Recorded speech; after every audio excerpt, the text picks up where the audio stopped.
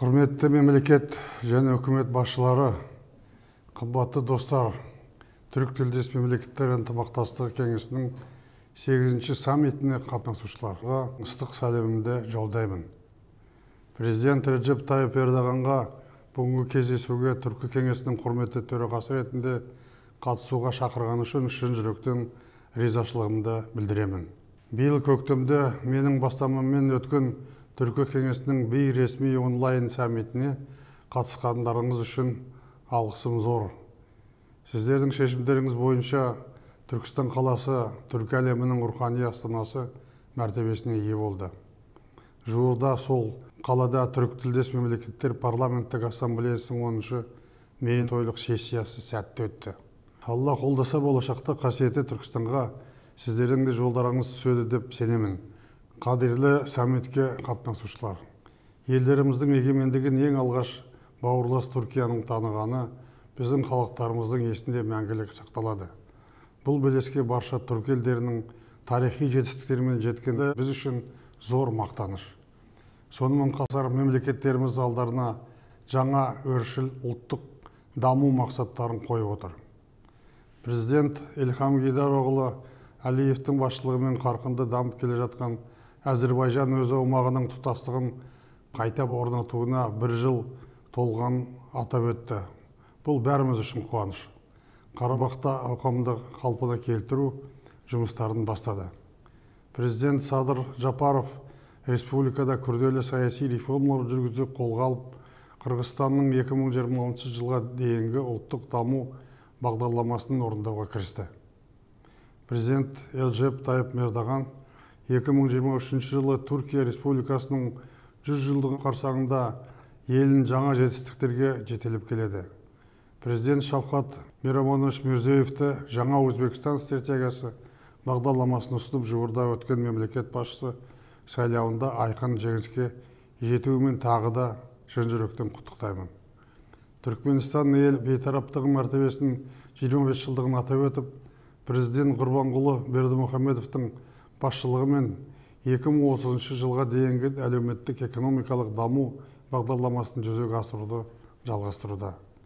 Мажарстан премьер-министрі Виктор Орбан мырзаға түркі әлеміне көрсетіп келе жатқан жан-жақты қолдау үшін алғысымды білдіремін.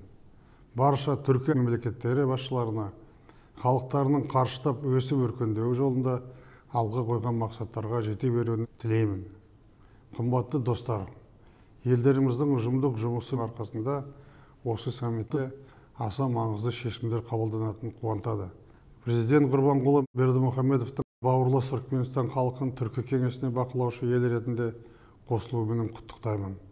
Бұл қадамның маңызы зор және формалды түрде түркі елдерінің басы бірігуін білдіреді. 2 жыл бұрын менің Бакудағы көтерген 2 ұсынысымды қолдағандарыңыз үшін мемлекет басшыларына алғыс айтқым келіп отыр. Біріншіден, түркі әлемінің келешегі 2040 стратегиялық құжаты әзірленді және қабылданады. Бұл концептуалдық бағдарлама ұйымның ұзақ мерзімді перспективаға арналған мақсаттарын белгілеп көрсетеді.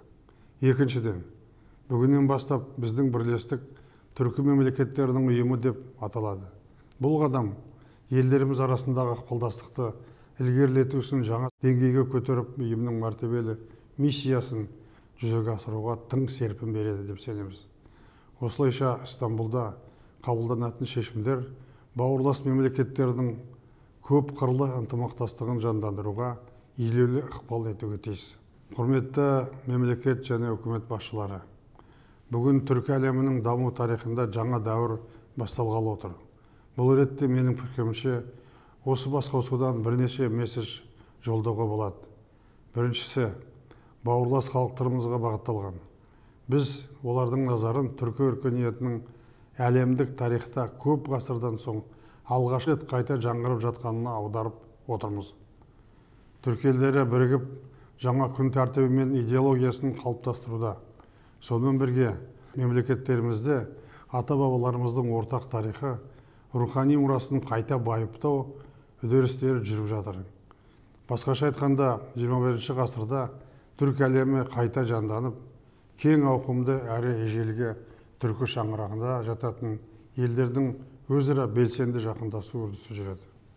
Екінші месседжіміз, жер бетіндегі ең алып құрлық Еуразияға бағытталған біз Еуразия жұртшылығын қазір кезеңде үлкен ортақ құрлықтың ортасында орналасқан елдеріміздің түркі әлемінің парадигмасы шеңберінде үйлесімді жұмыс істеп жатқан жөнінде хабардар етіп отырмыз.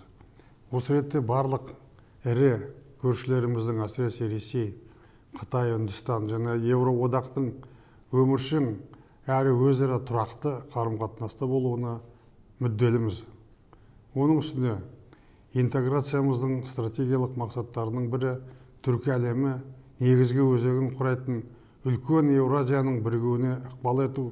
Бұл үлкен Еуразияның барлық мемлекеттерінің әрекеттестігіне негізделген құрлықтық қауіпсіздік берік жүйесін қалыптастыруға да септігін тигізеді. Үшінші месседж бүкіл әлемге бағытталған. Біз осы жаңа ұйымның барлық мемлекеттермен және халықаралық ұйымдармен ынтымақтастыққа дайын екенін паш етіп отырмыз. Оның ешкімге қарсы бағытталмағанын атап өткен жөн. Бұл жаңа блок емес. Қызметі Біріккен ұлттар ұйымы жарғысының негізгі мақсаттары мен принциптеріне сай келетін прогрессивті бірлестік. Түркі әлемі ғасырлар бойы ұлы жібек жолының қалыптасуында маңызды рөл атқарды. Ең алдымен шығыс-батыс бағытындағы қатынастардың кең контекстінде мәдениеттер мен өркениеттер арасын байланыстырып келді. Сонымен бірге ол жалпы адамзат мәдениетінің рухани және материалдық қазынасы да өз үлесін қосты. Бүгін біз жаһандық тарихи эволюцияның жаңа кезеңінде сол үрдістің қайталауын көріп отырмыз.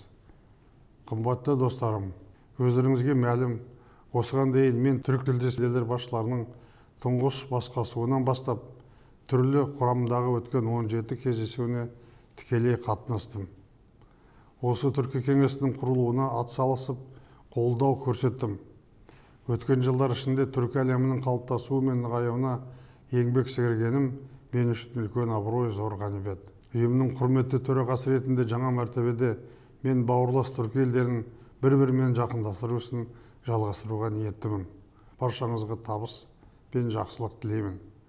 Саммит жұмысының сәтті өтуіне тілектеспін.